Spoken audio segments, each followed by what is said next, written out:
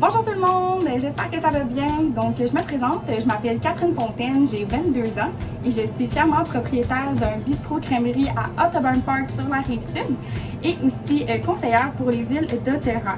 J'ai joint ma passion pour les huiles avec celle de la cuisine.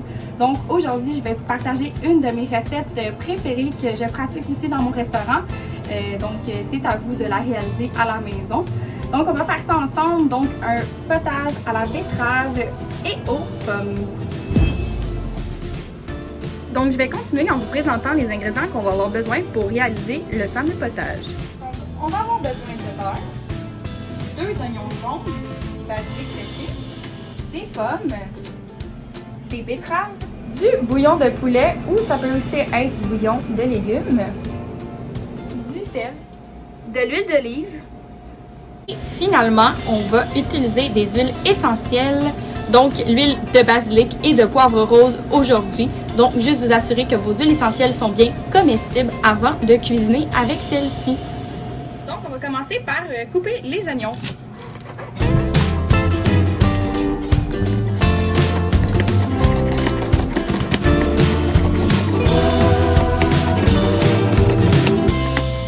Ensuite, on va éplucher les betteraves et les pommes.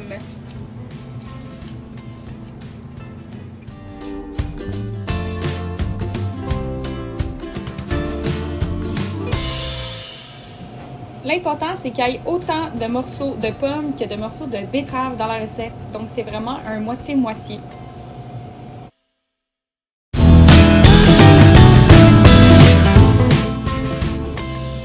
La préparation, elle est faite. On est donc rendu à la réalisation du potage. Donc, on va commencer avec un peu de beurre dans le fond. On va mettre notre rond quand même assez bas. Et on va venir rajouter les oignons pour les faire dorer. On les fait dorer à feu doux car on ne veut pas brûler nos oignons et le fond de notre chaudron. C'est aussi à cette étape qu'on va rajouter le basilic séché pour que nos oignons soient aussi avec les petits herbes séchées. Ils vont s'imprégner dans les oignons. Puis après dans notre bouillon, ça va être excellent. Bon, maintenant que nos oignons sont bien dorés, on va rajouter les betteraves et les pommes.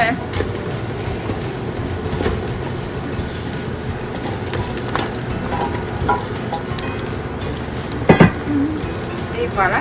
Je vais juste les laisser un petit peu avec les oignons avant de rajouter mon bouillon.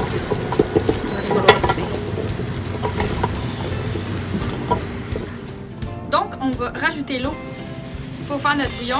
On en met environ jusqu'au un petit peu plus que le niveau de nos fruits et légumes. On rajoute notre bouillon, poulet ou légumes comme j'ai mentionné tantôt. Et on va mettre ça à puissance maximale pour que ça bout tranquillement pendant plusieurs minutes jusqu'à temps que nos betteraves dans le fond soient bien tendres et nos pommes aussi. Les pommes ça prend un peu moins de temps que les betteraves, donc vraiment pour que les betteraves soient bien molles. Donc, on va vérifier si nos betteraves ils sont prêtes. Et oui, regardez, mon couteau il rentre super bien dans les betteraves et dans les pommes. Donc, ça va être prêt à être broyé. Si je vois qu'il manque un peu d'eau, je vais pas hésiter à en rajouter tout le long que je broie le tout. Vous pouvez mettre ça dans le mixeur, ou sinon moi j'ai un gros pied mélangeur. On commence. Donc, je vais venir rajouter un peu de sel après l'avoir broyé. Vous voyez, on a une couleur magnifique. Les betteraves donnent un super beau rose à notre potage. Donc, j'ai mis un peu de sel. On peut toujours y aller au goût là, si vous voulez en rajouter après y avoir goûté. Ensuite, je vais rajouter l'huile de basilic avant celle de poivre rose. Donc, on va commencer par en mettre une.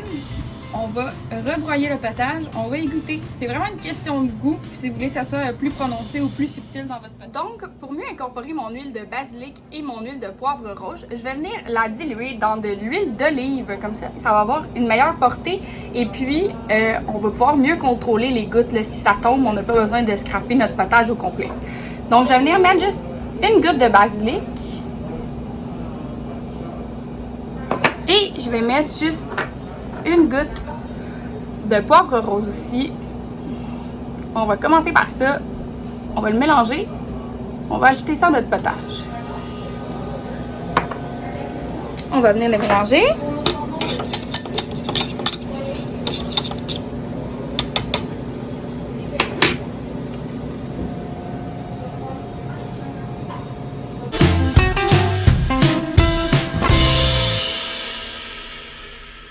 Donc, après y avoir goûté juste une goutte d'huile de basilic, c'est parfait. Avec seulement juste une goutte de poivre rose, c'est super bon.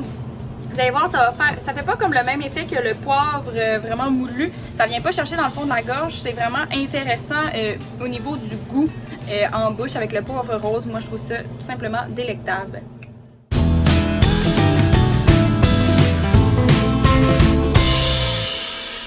Et voilà, c'est ce qui conclut la recette d'aujourd'hui. Donc, si vous avez des questions concernant les huiles essentielles ou comment vous les procurer, vous avez juste à vous référer à la personne qui vous a invité ou à votre conseillère doTERRA. Si vous avez des questions sur la recette elle-même, donc vous avez juste à m'écrire, ça va me faire plaisir de répondre à vos questions. Donc, passez une excellente journée et bonne dégustation!